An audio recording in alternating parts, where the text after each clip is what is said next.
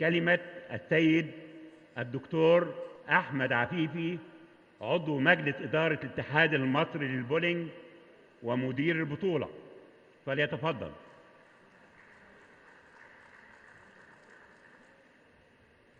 بسم الله الرحمن الرحيم.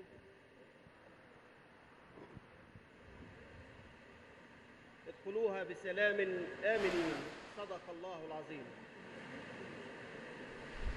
السيد محمود الحلو، المدير التنفيذي لوزارة الرياضة، نائباً عن السيد المهندس خالد عبد العزيز وزير الشباب والرياضة.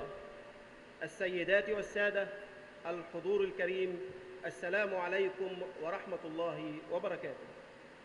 يتشرف الاتحاد المصري للبولينج بالتعاون مع القوات المسلحة تنظيم بطولة سيناء الدولية المفتوحة 18 للبولينج للعام 18 على التوالي بالمركز الدولي للبولينج للقوات المسلحة، والتي تبدأ فعالياتها اليوم وحتى 29 من إبريل الحالي، تحت رعاية السيد المهندس خالد عبد العزيز وزير الشباب والرياضة، بمناسبة الاحتفال بالذكرى 34 لعودة كامل تراب سيناء الغالية إلى أرض الوطن.